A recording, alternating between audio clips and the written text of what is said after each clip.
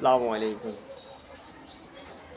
অবশ্যই বাংলাদেশের পার্লামেন্টে এরকম কোনো আইন এখনো পর্যন্ত করে নাই যে সরকার দেশের স্বার্থে, জনগণের স্বার্থে যে কোনো পদক্ষেপ গ্রহণ করতে বাধ্য থাকিবে, এ ধরনের কোনো আইন এখন পর্যন্ত পার্লামেন্টে করা নেই।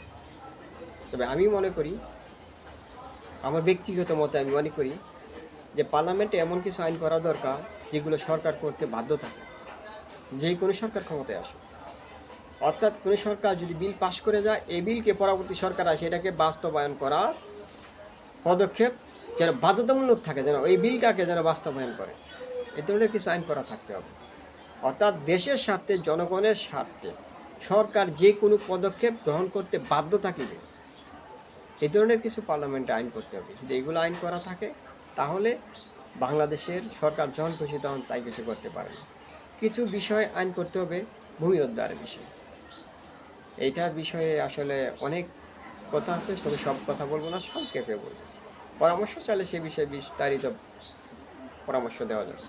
এই বিষয়টা হলো যে জবরদখলভাবে অনেক ভূমি আমাদের অনেক জায়গায় দখল আছে, সেগুলো দখলমুক্ত করার জন্য সরকারকে একটা আইন করতে হবে, ভূমি সংক্রান্ত একটা আইন, যে সরকার যে কোনো দখলকৃত ভূমি উদ্ধার করতে সরকার বাধ্য থাকিবে এবং যে কোনো ভূমি উদ্ধারে যে কোনো পদক্ষেপ গ্রহণ করতে সরকার বাধ্য থাকিবে, এই ধরনের একটা আইন করা থাকতে প্রয়োজন। এবং কোনো পার্লামেন্ট সদস্য কোনো বন্ধু রাষ্ট্রের প্রতি বা প্রতিবেশী রাষ্ট্রের প্রতি কখনো আনুগত্য পোষণ করতে পারবে না। কোনো পার্লামেন্ট সদস্য ভুল করলে তার সদস্যপদ চলে যাবে। কোনো পার্লামেন্ট সদস্য কাঠগড়ায় পার্লামেন্ট সদস্য যদি ভুল করে তার সদস্যপদ চলে যাবে এবং পুলিশ তাকে গ্রেপ্তার করে সাথে সাথে কাঠগড়ায় দাঁড় করাতে পারবে। এবং পুলিশ প্রশাসনকেও নিরপেক্ষ করার মতো ব্যবস্থা করতে হবে, যেন দলীয়করণ না থাকে কোথাও। যদি যে কোনো সরকার বদলি হবে, কিন্তু প্রশাসন তার দায়িত্ব সঠিকভাবে সে পালন করে যেতে পারে, সেই জন্য নিরপেক্ষ ব্যবস্থা চালু করতে হবে। এই ধরনের কিছু আইন করতে হবে যেগুলো আপনার পার্লামেন্ট সদস্যরা মানতে বাধ্য থাকে। তার সদস্যপদ চলে গেলে তখন তার সে বেড়াগিরি চলবে না, সে ক্ষমতায় গিয়ে যে প্রশাসনকে ব্যবহার করবে, ধমক দিবে, জানো আমি কে বলার আর সুযোগ থাকবে না। সেজন্য আমাদেরকে উচিত পার্লামেন্টে এ ধরনের কিছু আইন করা যেগুলো দেশের জন্য, জনগণের জন্য কল্যাণ, দেশের জনগণের নিরাপত্তা দিতে যে কোনো পদক্ষেপ গ্রহণ করতে সরকার বাধ্য থাকিবে, এ ধরনের কিছু আইন করতে হবে।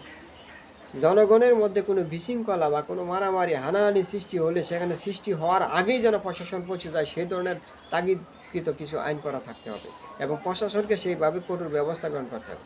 এবং দেশের জনগণকে মাদক মুক্ত রাখার জন্য নিরাপদ যে পদক্ষেপ, সে ধরনের কিছু আইন করতে হবে, যে প্রশাসন কোনো প্রকার মাদকের সাথে জড়িত থাকলে তার সর্বনিম্ন শাস্তি হবে মৃত্যুদণ্ড। এই ধরনের কিছু আইন করা থাকতে হবে, কারণ প্রশাসন যাতে কোনোভাবেই মাদকের সাথে জড়িত না থাকতে পারে। এবং মাদককে জিরো টলারেন্সে নিতে হবে এবং ধূমপান সেটাকেও আইন করে প্রয়োজনে বন্ধ করে হলেও ধূমপানকেও নিষিদ্ধ ঘোষণা করতে হবে, কারণ তার জন্য বাংলাদেশের লক্ষ লক্ষ মানুষ অনেক পরিমাণে শ্বাসকষ্ট, বিভিন্ন ধরনের রোগে আক্রান্ত হচ্ছে এবং ক্ষতিগ্রস্ত হচ্ছে সব থেকে বেশি। এই ধূমপান জিনিসটাও মাদকের একটি অংশ। এই ধরনের কিছু নিরাপত্তা, দেশের জনগণের সাথে খাদ্য নিরাপত্তা জন্য জনিত কিছু আইন করতে হবে। খাদ্যের সাথে সামান্য পরিমাণে ভেজাল থাকলে সর্বনিম্নতম শাস্তি মৃত্যুদণ্ড, এই ধরনের কিছু আইন করতে হবে। যদি এই ধরনের আইন করা হয়, দেখবেন খাদ্যে ভেজাল কমে যাবে।